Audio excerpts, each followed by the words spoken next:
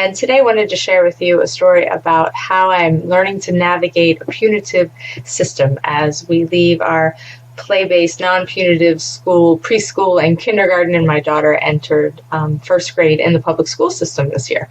So despite our bubble that we've sort of been living in, she is 6.5, so we've had plenty of experience with the punitive world and punitive ways and jackal language and that sort of thing. So I knew that while there would be some challenges, we'd get through it okay, and we'd be fine, or I'd be fine. I knew she'd be fine. I'm the one that still sort of has some visceral reaction to some of the old paradigm ways. But so we have some challenges. I knew that things would pop up, that there would be things that I would disagree with, and I knew that I'd sort of have to find my way around explaining them or letting them go or whatever I needed to do. But so until my daughter started, she came home with this paper, if you can see it. And every day she comes home with this, and you can see all these little green smiley faces there. And so this paper comes home every day, and about the fourth or fifth day of school, I noticed that this column with the green smiley faces actually said behavior. And so my initial reaction was like, ugh, just behavior, and she's drawing green smiley faces, all kinds of things come to my head.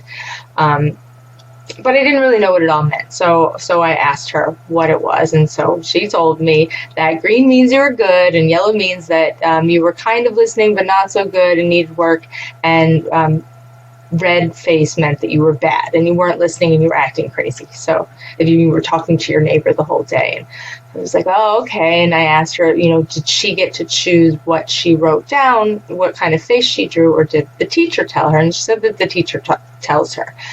So obviously, she has all green smiley faces, right? So you're thinking nothing to worry about. Why, even worry about it? But I started to imagine all those kids who had to write yellow faces, draw yellow faces, and imagine just like the shame that and the panic they must feel having to go home and show this face, or maybe they don't, but some of them may, or the disappointment on mom and dad's face when they see the yellow face, and what does that mean? Why is there not a green one this day? And just all of that. And I also imagined what my daughter might think if she came home one day she didn't achieve the green face, and what messages, that was really sending her, what she was going to take away from that. And so I started thinking about all the constant messages that she might be receiving in school. And, after, would she come to believe that after a year of schooling that these green faces actually meant something? Or what would she think about her peers who maybe were always getting yellow faces? Would she start to make judgments and labels about these kids just based on this, column of, behavior in their homework log? But here I am. I chose to send her to public school, and I didn't want to make assumptions about the school's intentions, or I didn't want to attempt to, negate the feedback that they want to give to kids about their behavior. So I decided to make this an exploration in communication after all of my panic subsided and I regained my senses, and I thought about how I could approach this with my daughter, because again, I didn't want to just overrule what the school was doing because I chose to send her there. So I asked my daughter what she thought that her teacher might be thinking and communicating with this column where you had to draw the faces. And I wondered what she thought if she could choose her own color, and what would she choose if her teacher didn't actually assign those colors. So we started this dialogue about it, about what the teacher might have been trying to communicate with this daily activity of drawing in the faces, and what might she actually be needing in the situation. And so we grabbed some dolls and we started role playing, because we role played with the teacher classroom scenario, and it eased her into actually talking about all of this, because sometimes she just wants to, don't bother me with this. But I felt it was really important, so I wanted to gain her interest in her, what she thought. I wanted to see what she thought about this. So after some of this role play in the classroom teacher scenario, we concluded that her teacher had a real need for order, and she had a lot of responsibility, and she wanted to fulfill those responsibilities, each day, and that this column was actually asking each child to contribute to those needs that she had, and by responding to her when she asked questions, or paying attention, or being, quiet and listening when she she needed you to, and that she was letting you know at the end of each day with this column about how you were able to contribute those needs. And green meant that you were able to help her, and maybe yellow or red meant that